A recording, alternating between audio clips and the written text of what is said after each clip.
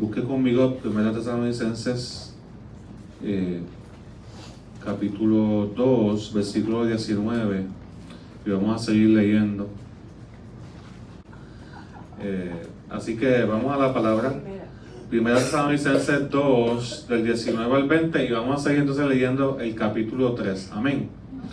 Y mientras usted lea la palabra, si algo le salta, si algo el Espíritu Santo todo es importante, todo es inspirado por el Señor, pero también entienda que Dios está trabajando con nosotros, ¿verdad? Entonces, reciba lo que Dios quiere hablarle a su corazón mientras usted está leyendo la Biblia. Amén. Porque ¿cuál es nuestra esperanza o gozo delante de nuestro Señor Jesucristo? ¿De qué corona puedo vanagloriarme cuando Él venga? Pablo tiene una expectativa de que Cristo viene. Si no es de ustedes ¿quiénes? Los tesalonicenses, los creyentes de Tesalónica. Porque ustedes son el motivo de nuestro orgullo y de nuestro gozo. Por lo tanto, cuando ya no pudimos soportarlo más, decidimos quedarnos solos en Atenas y enviar a ustedes a nuestro hermano Timoteo, que es un servidor de Dios y un colaborador de nosotros en el Evangelio de Cristo, con el fin de afianzarlos y animarlos en su fe, para que nadie se inquiete por estas dificultades. Como ustedes bien saben, a esto se nos ha destinado. Quizás tu traducción dice, estamos puestos para esto. No sé, la Reina Valera de 60. Y cuando todavía estábamos con ustedes, les advertimos que tendríamos dificultades, y como ustedes saben, así sucedió. Por eso, cuando ya no pude esperar más, mandé a preguntar acerca de su fe, pues el tentador podría haberlos tentado, y entonces nuestro trabajo habría sido en vano. Pero ahora Timoteo ha vuelto a nosotros, luego de haber estado con ustedes, y nos ha dado las buenas noticias de la fe y el amor que ustedes tienen. Nos ha contado además que ustedes siempre nos recuerdan con cariño y que desean vernos, y también nosotros deseamos verlos a ustedes. Por eso, hermanos, en medio de todas nuestras necesidades y aflicciones, ustedes nos han consolado por medio de su fe. El saber que ustedes están firmes en el Señor nos ha devuelto la vida. ¿Cómo podríamos dar gracias a Dios por ustedes y por todo el gozo que ustedes nos hacen disfrutar delante de nuestro Dios? Pues se contesta, ¿no? De día y de noche, no hay un solo momento que no oremos para que podamos volver a verlos y así podamos completar lo que falte a la fe de ustedes. Que nuestro Dios y Padre y nuestro Señor Jesucristo dirijan nuestro camino hacia ustedes, y que el Señor los haga crecer y aumente el amor entre ustedes y hacia los demás, así como también nosotros los amamos a ustedes, para que se fortalezca su corazón y sean ustedes santos e irreprensibles delante de nuestro Dios y Padre cuando venga nuestro Señor Jesucristo con todos sus santos. Aleluya. Gracias al Señor por su palabra. Entonces usted empezar a leer el versículo 19 del último capítulo para que entendamos el corazón del apóstol Pablo y el corazón de Dios cuando Dios nos ministra, cuando Dios nos cuida, cuando Dios nos habla a la iglesia. Hay gente que tiene un concepto pequeño de la iglesia. Dios tiene un concepto grande de la iglesia, porque la iglesia es una idea de Dios, y Dios es grande, Dios es maravilloso. Pero de acuerdo a cómo yo vea la iglesia, me voy a involucrar en ella y me voy a vincular con ella. Y cuando estoy hablando de iglesia, estoy hablando del cuerpo de Cristo, y ese cuerpo de Cristo lo disfrutamos en una iglesia local. Pero la iglesia no es solamente Manuel de Cagua, la iglesia es todos los creyentes que han puesto su fe en Jesucristo para la salvación de su vida, ¿verdad? Que reconocen a Cristo como Señor, como el Mesías, como el Salvador de sus vidas, que están reconciliados con el Señor. Esa es la iglesia del Señor. Y cuando una iglesia recibe una carta, siempre tiene un propósito esa carta, un propósito del Espíritu para ministrarle a esos creyentes. Amén. Y cuando Tesalónica recibió esta carta, recibió una carta de ánimo y de consuelo de parte del Señor. En el primer capítulo vimos que el apóstol rinde homenaje o los honra por su obediencia y por ser influencia en medio de Tesalónica, ¿verdad? Servir de ejemplo a otros. También en el capítulo 2 vimos que él les recuerda la actitud que han tenido hacia ellos y cómo el apóstol Pablo ha podido sacrificarse por ellos sin tratar de ser carga para ellos, sin tratar de desviarlos, sino de ser un buen ejemplo para que ellos puedan seguir perseverando. En el capítulo 3 vamos a ver varios consejos ya y la razón principal de la primera carta a Tesalónica. Y yo quiero que ustedes vean que Pablo los tenía tan arraigados en su corazón que él decía: ustedes son la corona, el orgullo que yo voy a llevar delante de la presencia del Señor. Una persona con un concepto alto de la iglesia hace las cosas a la manera de Dios. Le preocupan las cosas que a Dios le preocupan y sabe que Dios es un Dios que recompensa. Amén. Amén. Y la palabra habla de muchas coronas. Está la corona de justicia, la corona de gloria, pero también aquí se menciona que hay una corona que los creyentes debemos procurar de llevar delante de la presencia del Señor, y son los otros creyentes que son salvos a causa del vínculo que yo tengo con la obra de Dios. ¿Me sigue? Hay una corona también que Pablo iba a tener delante de la presencia del Señor. Él no está mencionando ni dinero ni cosas materiales. Él está mencionando en el versículo 19 y 20 del segundo capítulo: ustedes son mi corona. Y cuando yo esté delante de la presencia del Señor, yo no quiero llegar con las manos vacías. Son ustedes los que van a estar juntamente conmigo y todos juntos vamos a disfrutar de la presencia del Señor. Entonces nosotros tenemos que entender que Pablo le interesaba el evangelismo, le interesaba plantar obras, le interesaba involucrarse en las cosas del Señor, porque para Dios eso es importante. Amén. Si yo entiendo que para Dios eso no es importante, pues me voy a involucrar en tener otras cosas, en tener propiedades, en bienes, en cosas materiales, sin darle la prioridad que necesita el evangelio de Cristo en mi vida. Pablo tenía una alta valoración de lo que era de convertir personas, predicar el evangelio, tener hijos espirituales, plantar iglesia, porque eso es parte de lo que como iglesia debemos hacer. No todo el mundo está llamado a predicar al frente, pero todos estamos llamados a ser discípulos. Amén. Todos estamos llamados a ser discípulos. Usted como discípulo atesora las palabras de Jesús cuando usted hace otros discípulos. Y si usted no sabe, diga al Señor: enséñame a hacer otros discípulos. Porque yo quiero también, como el apóstol Pablo, decir, y ustedes también: Señor, mi esperanza y mi gozo delante de tu presencia es que yo pueda ir con personas que yo también pude ser de influencia, pude ser de bendición, que mi vida los impactó tanto que ellos pudieron tornarse a ti, Jesucristo. Esa debe ser tu oración cada mañana, todos los días. Usted puede aprender a cantar alabanza, usted puede aprender a decir un sermón, usted puede aprender a hacer muchas cosas para el Señor, pero lo que usted se va a llevar para el Señor, parte de su corona que Dios le va a entregar, son los discípulos que usted trajo a la presencia del Señor por la predicación del evangelio que usted dio con su vida. Amén.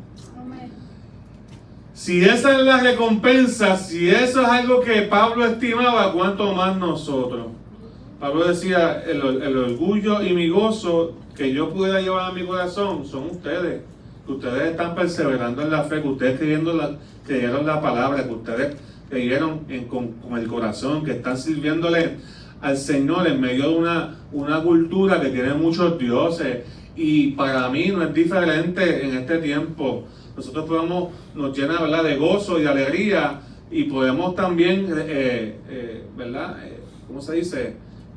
identificarnos con lo que Pablo está diciendo ahí, porque nosotros podemos ver que ustedes también, teniendo muchas alternativas de congregarse un domingo, muchas alternativas de servir al Señor o no servirle, ustedes están aquí perseverando. Eso yo pensé que iba a ser un gloria a Dios, aleluya. Ustedes están aquí perseverando al Señor. Ustedes tienen muchas alternativas. El mundo les ofrece tantas cosas para no estar aquí. Entretenimiento, ¿verdad? Conciertos, de todo. Quedarse en la casa trabajando, limpiando. No, pastores o no. Sí, algunos se quedan a veces limpiando y trabajando. Pero el Señor les ha dado la fe para poder perseverar en este tiempo. Amén. A veces uno quiere darse unos gustos, unos placeres y no negarse a uno mismo. Pero usted está aquí perseverando. Los creyentes de Tesalónica no eran diferentes a ustedes. También eran humanos, no eran sobrenaturales. También tenían tentaciones, también tenían lucha. Pero Pablo decía, yo quiero que ustedes sepan que ustedes son algo preciado para mí. Y si son para mí, ¿cuánto más para el Señor? Sigan perseverando. Por eso es que entonces en el capítulo 3 vemos el propósito principal de la carta. Y está en el versículo 2. ¿Cuál es el propósito principal de la carta? Les envía a Timoteo, que es un servidor de Dios, con el fin o con el propósito de afianzarlos y animarlos en su fe, para que nadie se inquiete por estas dificultades. Y vamos a ir viendo con calma. O sea, el objetivo del mensaje de esta carta, los primeros 2 capítulos fueron la introducción. Los felicito, están perseverando, están en un mundo difícil, en medio de la persecución. Ustedes son ejemplos para nosotros y para otras iglesias, ¿verdad? Yo no quise ser una carga para ustedes, yo quiero cuidarlo, quiero pastorearlo, yo también quiero ser ejemplo. Pero ahora quiero que ustedes reciban esta carta porque Dios quiere afirmarlos y animarlos en la fe. Y el objetivo de la carta es ese, afianzarlos y animarlos en su fe. ¿Cuántas veces nosotros necesitamos mantenernos firmes o recibir fuerza del Señor para poder quedarnos establecidos en el lugar donde Dios nos ha puesto? Y eso significa fortalecer, es estar determinado, recibir las fuerzas para quedarte en el lugar firme, afianzado. De este lugar no me voy. Y eso es lo que yo quiero que tú entiendas. Tú puedes recibir de parte del Señor la fuerza que necesitas. Tú puedes recibir de parte del Señor el ánimo y el consuelo que necesitas. La exhortación que Dios quiere darte en esta mañana es que te mantengas firme donde Dios está puesto. Él te ha puesto en su presencia. Él te ha puesto con una fe. Él te ha puesto con su palabra. Él te ha puesto en una iglesia. Él te ha puesto en un lugar donde tú tienes que echar raíces en su presencia para poder estar firme, porque el tentador va a venir. Y esta palabra de fortalecerse también lo está en el versículo 13. No sé si se dieron cuenta de ese mismo capítulo. 1 Tesalonicenses 3:13 dice: para que se fortalezca su corazón y sean ustedes santos y irreprensibles. O sea, la oración de Pablo, después que él dijo, ¿cómo yo puedo darle gracias a Dios por ustedes? ¿Cómo? Ay, déjame ver qué se me ocurre, porque a veces queremos hacer tantas cosas para agradecer a otras personas. Le queremos comprar cosas, darles un regalo, queremos decirles unas palabras. Pero Pablo se preguntaba, a manera de enseñanza, estoy seguro que lo está diciendo, ¿cómo yo puedo darle las gracias al Señor por ustedes? Versículos 10 y 11. Y él mismo se contesta en el versículo 13. Él decía, pues entonces versículo 12 y 13, yo voy a orar por ustedes. Porque hay veces que lo mejor que tú puedes hacer cuando estás agradecido por una persona es llevarlo ante la presencia del Señor. Orar por ustedes, ¿para qué? Para que su corazón sea fuerte. Para que se fortalezca su corazón, dice el texto. para que sean ustedes santos, para que sean ustedes sin mancha delante del Padre cuando Cristo venga con todos sus santos. Así que fíjese, dice fortalecer en la fe, confirmarnos en la fe, dice la Reina Valera del 60, exhortaros respecto a vuestra fe. La Nueva Traducción Viviente dice que reciban esta carta para que Timoteo los fortaleciera y los alentara en su fe. Entonces hay gente que le gusta fortalecer a otros desde lejos. No, yo estoy contigo desde allá, ¿verdad? Desde la cama todo el mundo es fiel, ¿verdad? Desde allá, desde su casa. Pero qué bonito es recibir una visita. Qué bonito es que alguien con su presencia te fortalezca. Que alguien con un abrazo te fortalezca. Que alguien orando por ti te traiga la palabra del Señor. Y eso fue lo que fue a hacer Timoteo. Timoteo fue a hacer real el deseo del corazón de Pablo. Pablo quería estar con ellos. Vimos la semana pasada que hubo un estorbo, que Pablo no pudo estar, que se tuvo que quedar en Atenas. Usted sabe todos los debates que Pablo tuvo en Atenas allá, con todos los filósofos, con todos los intelectuales de Atenas, con toda la filosofía griega. Pablo decía, Satanás se levantó. Pero Timoteo los voy a enviar para que entonces ustedes sepan que Dios quiere fortalecerlo, que Dios no se ha olvidado de ustedes, que Dios no está trabajando desde lejos, sino también Dios se hace presente. ¿Y cómo Dios se hace presente si no es por la vida? Cuando hacen presencia en la vida de otra persona. Cuando tú como creyente haces presencia en la vida de otra persona, lo debes animar en la fe. Y eso trae consuelo. Hay muchas personas trabajando la soledad de sus vidas. Y la iglesia tiene un rol de fortalecer la fe de otras personas. Cuando usted se reúna con un hermano, no simplemente se reúna para discutir lo que compraron en Temu, en Shein, en Walmart. Y no estoy endosando ninguna marca en particular. No se reúnan para decir que lindo te queda la ropa nada más. No se reúnan solamente para hablar de las cosas que están pasando en el gobierno. Al contrario, como creyentes debemos animarnos unos a otros, como Timoteo estaba haciendo, como Pablo estaba haciendo con esta iglesia, para que podamos estar firmes, porque los días son malos. Hay ataques continuos a la fe, hay ataques continuos para que tú puedas seguir perseverando, pero hoy Dios te dice, quiero afirmarte, quiero afianzar, quiero afianzarte en el lugar donde Dios te ha puesto, para que tú puedas seguir perseverando. Entonces algunos de ustedes quizás están teniendo tentaciones de abandonar la fe, de abandonar el evangelio, de abandonar el lugar que Dios los ha puesto, pero Dios te quiere en su presencia. Dios te quiere cuidado, fortalecido. Dios te quiere levantado. Y tú quieres decir, Señor, yo quiero recibir esa fortaleza del Señor. Amén.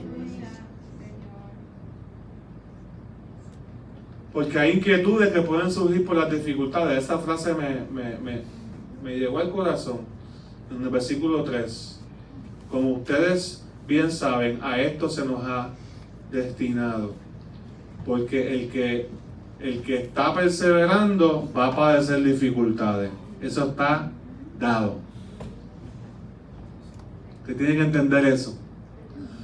Si le vendieron un evangelio Rosita, no porque Rosita sea fácil y el azul sea difícil, lo que sea, no es tanto por los colores, pero estoy usando, ¿verdad? Porque usted tiene que entender, todo el color de rosa. Usted tiene que entender eso, ¿verdad? Que el evangelio hay dificultades, hay luchas. Hay luchas internas. ¿Cuántos hemos tenido luchas internas esta semana? Sea honesto. Pensamientos que llegaron, que usted dice, ¿y este pensamiento de dónde vino? O un desánimo que no tiene ganas de orar, ni de leer la Biblia, ni de hacer nada. Pero también hay luchas externas. Oposición a la fe, oposición al crecimiento, oposición, ¿verdad?, a tomar decisiones, a decir la verdad, ¿verdad? La lucha que a veces uno tiene con el que dirán, la presión social, la presión de la familia, la presión de amigos. Pueden haber muchas luchas en nuestros corazones, pero ¿sabes qué?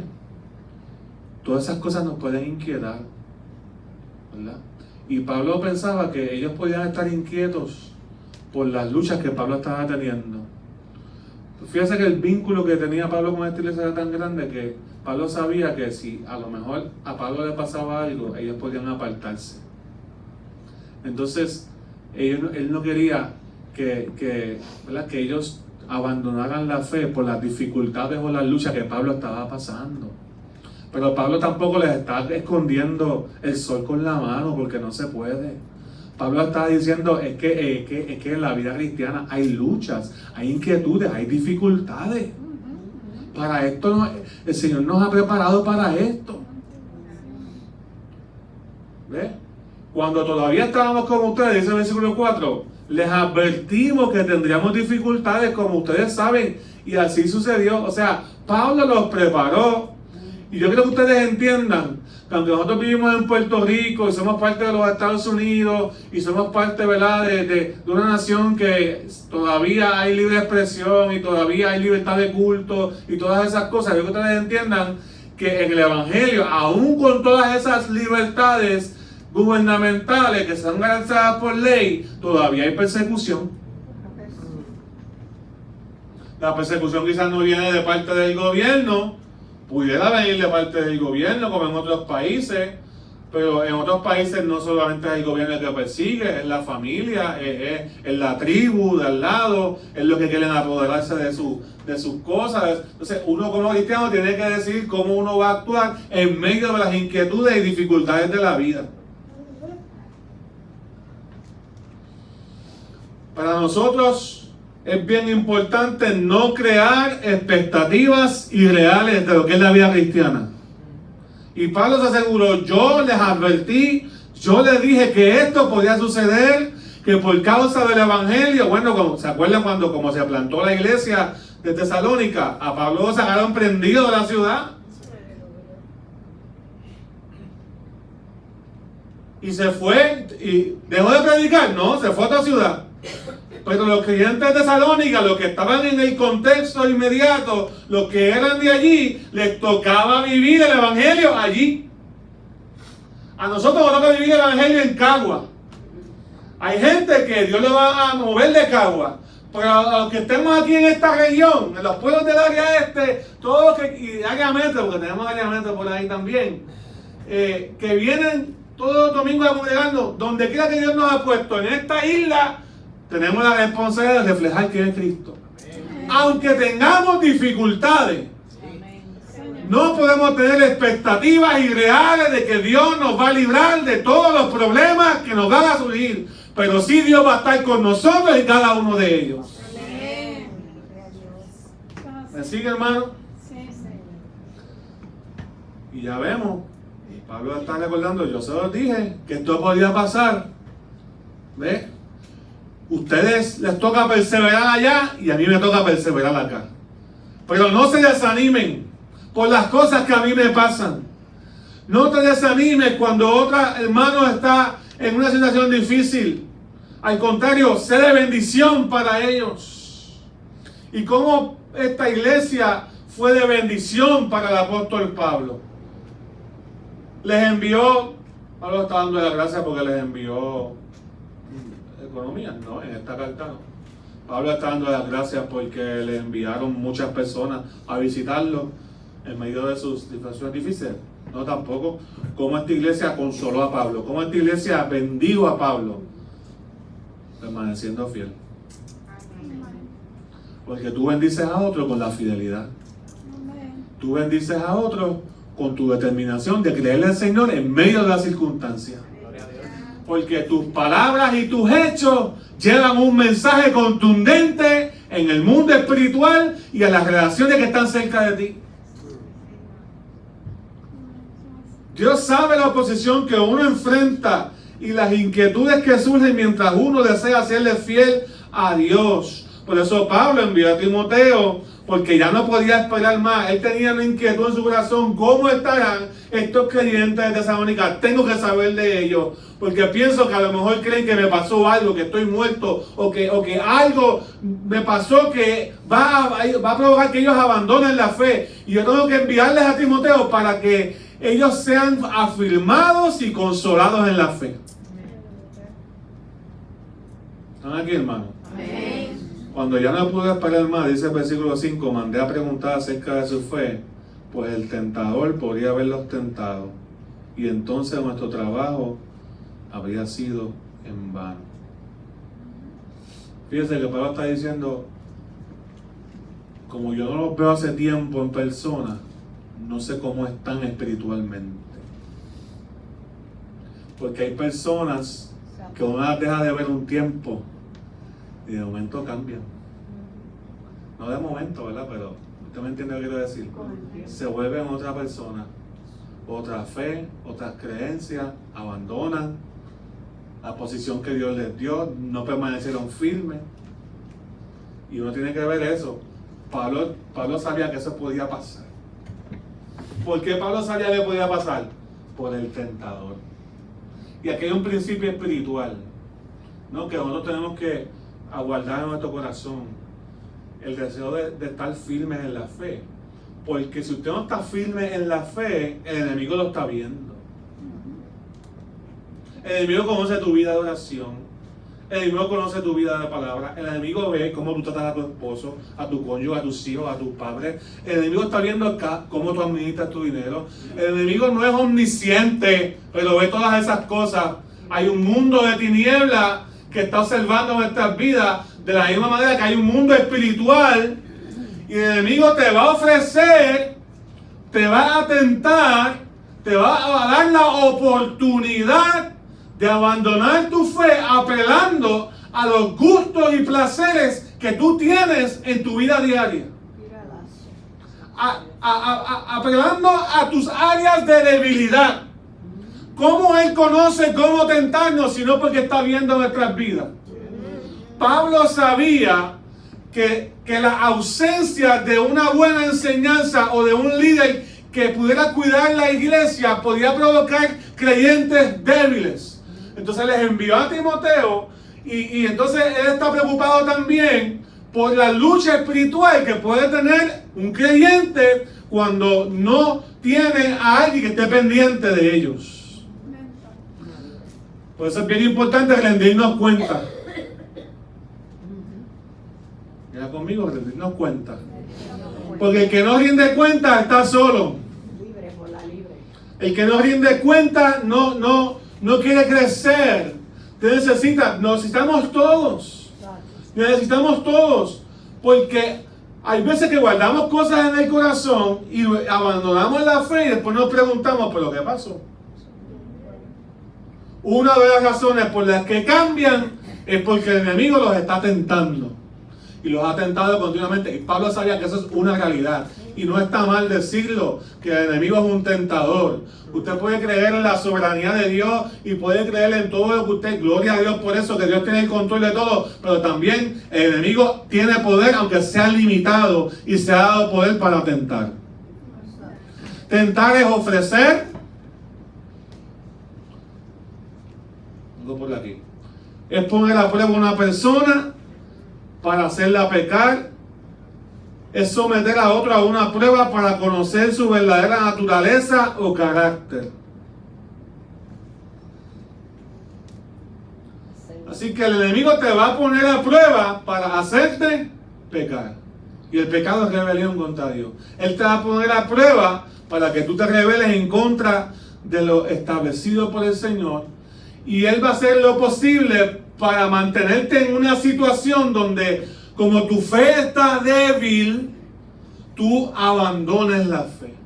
Y Pablo se preguntaba, yo sé que hay un tentador, yo sé que él va a ofrecer la tentación a ustedes. Yo quiero saber si a pesar de que yo esté lejos, ustedes todavía están bien, ustedes todavía están perseverando, ustedes todavía están en la fe, ustedes todavía están alabando al Señor en medio de la crisis y de las pruebas. Gloria a Dios por los creyentes que en medio de la crisis y las pruebas, en vez de mirar la tentación que el enemigo les ofrece, están mirando lo que Dios les está dando. ¿Me sigue, hermano? Hay una oferta de pecado en el mundo continuamente. Y para colmo, hay una demanda de pecado en esta naturaleza pecaminosa. Que tenemos que llevarla a la cruz todos los días. Usted sabe que la carne no se convierte, ¿verdad? ¿Usted no sabía que la carne no se convierte? Los ojos no se convierten, los oídos no se convierten. Siguen escuchando a veces cosas o deseando escuchar cosas que no deben. El que se convierte es el Espíritu. El que nace de nuevo es el Espíritu. El Espíritu, controlado por el Espíritu Santo, entonces toma señorío, toma control del alma. El alma se bendice, se purifica, se limpia, porque tienes un nuevo nacimiento, eres una nueva persona, porque Dios sopló vida en tu corazón, Dios sopló vida en tu mente. Pero la carne no se convierte, Dios no le dio una carne nueva. Yo quisiera que me hubiese hecho más flaco. Un nuevo paquete. ¿Cuánto le gustaría un reset? Pero la carne no se convierte. Esto va a perecer. Será polvo en un momento dado. Dios ha prometido darme una carne nueva, un cuerpo nuevo. No viciado, no corrompido, que no sufra. Dios tiene un plan para eso, pero no es esta tierra. Pero para que tú tengas la evidencia de que Dios lo va a hacer, Él te va a dar un espíritu nuevo dentro de ti. Amén. Eso es bien importante que usted entienda. Aunque usted tenga un espíritu nuevo, usted ha nacido de nuevo, usted no puede eliminar todas las experiencias o interacciones con los malos deseos que hay en este mundo y que hay en su carne. Usted tiene que entender eso. A ti no se te dio autoridad sobre la tentación. Se te dio autoridad sobre tu ser. Amén. Pablo sabía, hay un tentador. Ese tentador te va a ofrecer de mil y una manera oportunidades para que tú te busques a ti primero, tú te satisfagas a ti primero antes que hacer la voluntad de Dios. ¿Cómo nos va a ofrecer? Por distintas áreas, pero quizás lo que me tienta a mí no es lo mismo que le tienta a Carlos Vázquez o a Manador, y quizás son diferentes.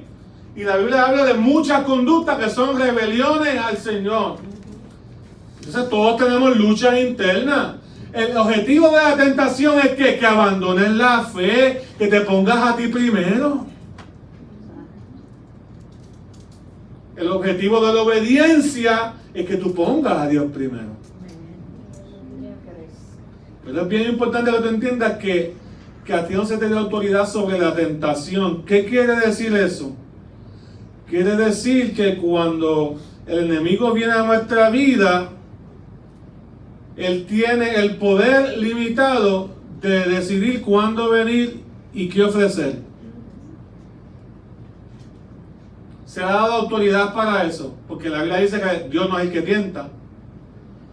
Dios no es el que tienta, ¿por qué? Porque Él no puede ser tentado. Porque si Cristo está en nosotros, Dios no va a jugar para el equipo contrario. Dios quiere que tú venzas la tentación.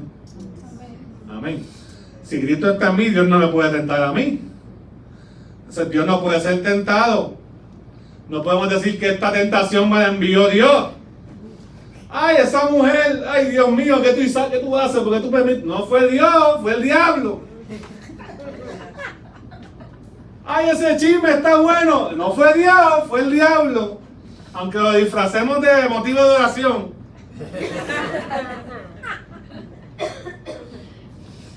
Ay, esta manera de ganarme estos chavitos extras que no es muy turbio. Diablo. No fue Dios. Ay, qué bendición. Fue el diablo. ¿Me sigue? El enemigo es el que tienta, no es el Señor. Tiene autoridad para tentar. Pero el enemigo es el que tienta, pero tú tienes autoridad sobre tu ser, no el enemigo. Amén. Que te ofrezca lo que quiere ofrecerte, pero tú vas a permanecer firme en el Señor, en el nombre de Jesús. Que te ofrezca todas las alternativas en una sociedad multipagana, que tenemos, al igual que Tesalónica, hay tantas cosas que hacer, decir, menos hacer la voluntad de Dios. Tú como creyente vas a decir, yo voy a permanecer firme en el nombre de Jesús. Sé que hay un tentador, pero Dios me ha dado autoridad para perseverar en el nombre del Señor. Amén. Gracias, Señor. La palabra dice en 1 Corintios 10:13, si usted lo busca conmigo, que ustedes no han sufrido ninguna tentación que no sea común al género humano. Pero Dios es fiel y no permitirá que ustedes sean tentados más allá de lo que puedan aguantar. Más bien, cuando llegue la tentación, Él les dará también ¿qué? Una salida para que puedan ¿qué? Resistir. Juntamente con la tentación viene ¿qué? La salida. Pero muchas veces no la vemos. Muchas veces no la vemos. Entonces, ¿qué vemos? Que sí hay límites para la tentación. Pablo enseña a los corintios, a Tesalónica le enseña, hay un tentador que los está tentando. A los corintios les dice que hay un tentador también, pero que perseveren. Juntamente con la tentación, Dios nos ha dado también la salida, ¿verdad? Y que la tentación tiene un límite. Es que el enemigo no puede tentarte más allá de la capacidad espiritual que Dios te ha dado para poder resistirla. Ese es el límite que Dios ha puesto. En otras palabras, el enemigo no puede ofrecerte algo que tú no tienes la capacidad de decirle que no, o de aguantar, porque hay veces que lo va a seguir ofreciendo por un periodo prolongado. Y uno tiene que desarrollar ese músculo de la obediencia. Se desarrolla el músculo de la obediencia como cuando usted va al gimnasio todos los días, los que van. Usted va al gimnasio todos los días, usted va desarrollando un músculo. Al principio duele la obediencia. Aquí hay unos hermanitos que van a las 5 de la mañana al gimnasio. Yo no sé cómo lo hacen, porque a mí a esa hora me duele una cosa que... Y yo prefiero ir por las tardes cuando voy. Ya se lo saben.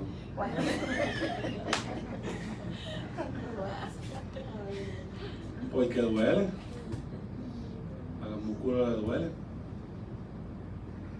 ¿Me sigue? La obediencia duele. Pero el hecho de que usted diga que no hoy lo hace más fuerte. El hecho de que usted se niega a sí mismo hoy lo hace más fuerte. Y usted va a seguir caminando, va a seguir caminando, va a seguir caminando hasta que esa obediencia usted pueda levantarse. Y hay un principio aquí que mientras más fuerte usted es, la prueba es más grande. Por eso la palabra dice, el que crea estar firme, mira que no caiga. Porque si yo estoy entendiendo bien, mientras más fuerza espiritualmente usted tenga, más dura es la oferta, porque más usted puede resistir. Así que está firme, mire que no caiga, esa es la palabra de Romanos. A Jesús el tentador se le acercó. Mateo 4:3 dice, y el tentador se le acercó y le dijo, si eres hijo de Dios, di que estas piedras se conviertan en pan. ¿Por qué en pan? Porque Jesús estaba en ayuno. ¿Por dónde lo atacó? Por sus apetitos carnales. Jesús le contestó por la palabra. No solo de pan vivirá el hombre, sino de toda palabra que sale de la boca de Dios. Eso está en Deuteronomio. ¿Me sigue? Entonces Jesús le contestó por la palabra. Jesús podía resistir esa tentación porque él estaba lleno del Espíritu Santo. Amén. Y tú puedes resistir la tentación porque cuando estás lleno del Espíritu Santo, la tentación no es que va a dejar de venir. La tentación va a venir y que esa puede ser hasta que venga más. Pero ya tú estás fuerte en el Señor. Dios le ha puesto un límite al mundo de la tiniebla de que no te puede tentar más allá de tu capacidad de decir que no y de resistir la prueba. Dale gracias a Dios con eso. Por eso, la salida viene junto con la tentación. Gracias a Dios. Entonces, continuamente nuestras metas, nuestro trabajo, no puede perderse, porque cuando aceptamos la oferta del Señor, de ser obediente, estamos diciendo al Señor: Señor, yo no quiero llegar ante tu presencia con las manos vacías. Yo no quiero que mi trabajo sea en vano. Pablo sabía que si ellos aceptaban la oferta del tentador, el trabajo iba a ser en vano. ¿Qué trabajo? El trabajo del apóstol Pablo de enseñarle, de plantar esa iglesia, de predicar el evangelio en esa ciudad. Así que la lucha es real. Yo quiero llegar a la presencia del Señor, y usted también, con un trabajo que sea para su gloria, para su honra, que le pueda decir: Señor, lo que pusiste en mis manos, lo hice. Lo que pusiste en mi corazón, los dones que me diste, la palabra, la influencia que me diste sobre otras personas, lo hice para tu gloria, lo hice con mis hijos, con mi familia, con mi cónyuge, con mi iglesia, lo hice con mi comunidad. Todo lo que me diste en mis manos está aquí. En vez de decirle: Señor, continuamente estuve luchando contra el enemigo, ya no me interesan las cosas que tú tenías para mí, sino que me ocupé en lo mío. El trabajo se vuelve en vano, llegamos con las manos vacías. Nuestra meta es llegar con las manos llenas ante el Señor. El esfuerzo de plantar una iglesia, de cuidar espiritualmente a otros creyentes, es valioso. Y la iglesia debe estar centrada en eso. En que plantemos una iglesia saludable en este lugar. De que tengamos creyentes que puedan resistir la prueba y la tentación en el nombre de Jesús. De que podamos decirle al enemigo: sé que vas a venir, pero cuando venga, yo te voy a recibir con la palabra del Señor. Sé que vas a venir a ofrecer, pero yo te voy a decir que no, y voy a resistir en el nombre del Señor. Aunque caiga, yo sé que el Señor me ha dado la victoria. Dios, piensa que Dios está pendiente a lo que sucede antes de la tentación, lo que sucede durante, lo que sucede después. Entonces tú tienes que levantarte en el nombre de Jesús. La vida cristiana es dura, pero cuando perseveramos, consolamos a otros por la fe. Nuestra fe habla. Cuando tú resistes la tentación, tu fe habla. Tu fe lleva un mensaje. Te está diciendo: Señor, te amo más que lo que el mundo me ofrece. Te amo más que lo que yo quiero. Te amo más que lo que el mundo pueda hacer o decir. ¿Me estás siguiendo, hermano? Así que vamos a darle gloria y honra al Señor. Porque juntamente con la tentación, Él nos ha dado la salida. Porque sabemos que hay un mundo espiritual contrario, ofreciéndonos muchas oportunidades para buscar nuestro propio bien y no el del Evangelio. Jesús nos está llamando a tomar nuestra cruz, a servirle, a amarle de corazón, a bendecirle con toda nuestra fuerza. Y aunque tengamos inquietudes y dificultades, el enemigo está viendo tu inquietud y tus dificultades para tentarte. Dios está viendo tu inquietud y tu dificultad para fortalecerte, para animarte y para bendecirte de tal manera que te haga un cristiano de manera firme, fuerte, donde puedas perseverar en medio de una cultura que no le sirve al Señor. ¿Qué tal si te ponen de pie?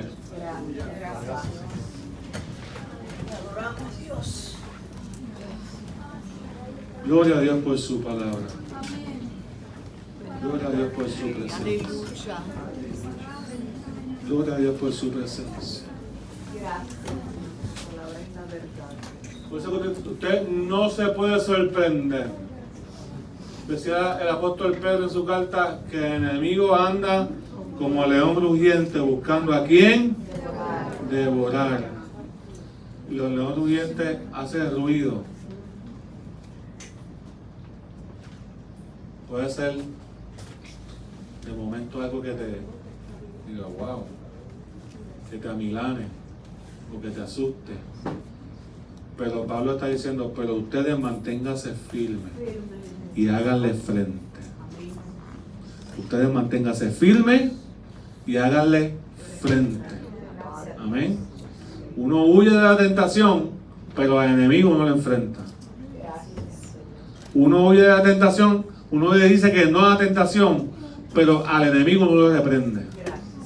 Amén. Sepan que todo el mundo, sus hermanos también están enfrentando otros sufrimientos, los mismos sufrimientos, pero el Dios de toda gracia que en Cristo nos llamó, dice 1 Pedro 5:9, nos perfeccionará, nos afirmará, nos fortalecerá y nos establecerá después de un breve sufrimiento. ¿Así, hermano? O sea, continuamente vemos en la Escritura el deseo de Dios de que la iglesia sea firme, sea fuerte, sea establecida en un lugar, y Dios nos deja su palabra para que podamos lograr eso en el nombre del Señor. Padre, te damos gracias por tu presencia. Gracias, Jesús, por tu palabra. Señor, que podamos perseverar, responder a tu palabra con lo que tú estás demandando de nosotros. Ayúdanos, Señor, a serte fiel.